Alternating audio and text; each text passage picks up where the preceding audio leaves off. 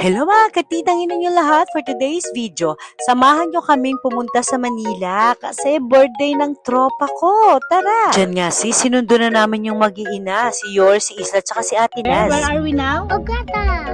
Oh my goodness. Fast forward nga, nandito na kami sis. Kasi nga pupunta kami sa Play at Okada. Dapat sis, Kids Zoo na kami. Kaso sawa na ang mga bagets doon. Kaya eto, napamanila kami tuloy. O diba, ang mga probinsyana nasa Maynila sis. Diyan nga sis, nagpa-register lang kami. Tapos kinabit na kami ng chismis na ganyan. Tapos meron pa kaming 30 minutes. Kaya lumabas muna kami. Pumunta kami ng 7-Eleven.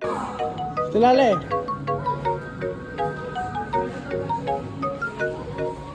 O, di ba? Ang pogi ng cameraman ko. O, labas na mga batang 90s. Batang 90s, labas. Sis, naaalala ko yung United Colors of Benetton. Kasi yan ang binibili sa amin ng daddy ko, yung bag namin at coin purse nung high school. Oh, sino ka dyan? At ang paborito naming pabango, tribo ng Benetton.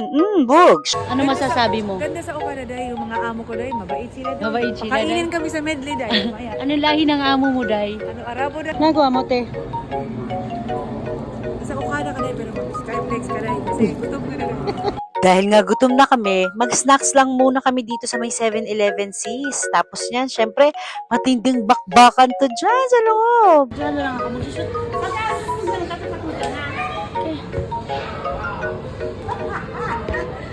Oh, halata habang nag-enjoy ako, simula pa lang sis, masaya na. Syempre, birthday ng tropa ko, kaya dito kami napadpad sis. Kailangan namin mag-enjoy kasi kailangan mag-enjoy siya. Grabe sis, hindi sila mapakali. Yung kaligayahan na nararamdaman nila, ramdam na ramdam ko sis. Oh, di ba? Oh, sino ka dyan?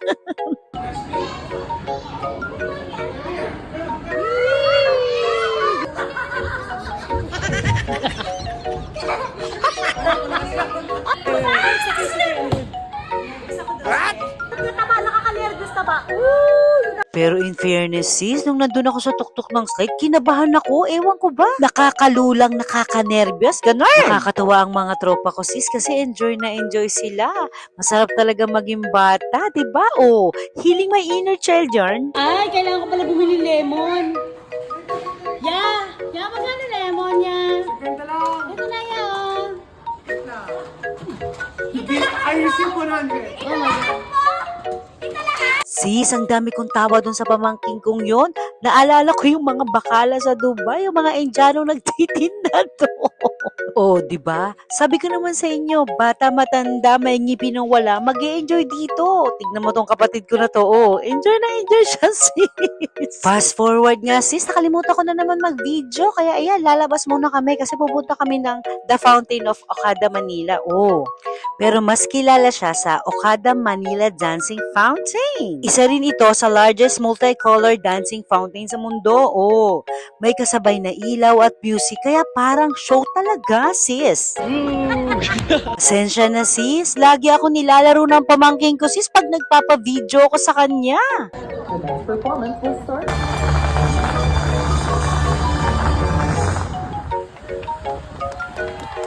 O siya, after nga naming manood sis, eto, nakahanap na rin kami ng kakainan. Ayan sis, mga 8 p.m. na rin yan, kaya ramdam na namin yung gutom sis. Diyan nga, umupo, nag-order, naghintay. Siguro mga 30 minutes kami naghintay dyan. After mga 10 minutes, dumating na nga yung mga drinks namin sis. O, pag bottomless ang iced tea sis, ganyan, ubusin agad. After, nagdadatingan na rin yung mga order namin. Nauna yun sa mga baget, syempre. Tapos sa titang ina yung lahat. O siya, kain tayo, sis.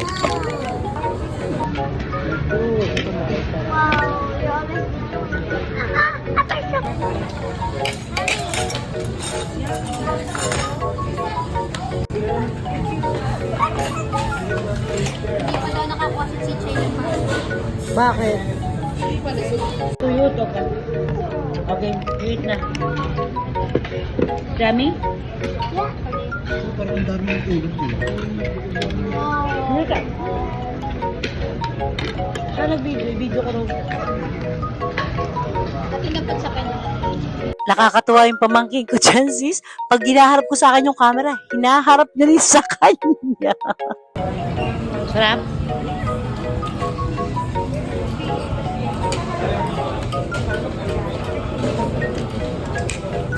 Diyan nga, pauwi na rin kami sis. Nakalimutan ko na mag-video. Sorry naman. O siya, hanggang dito na lang.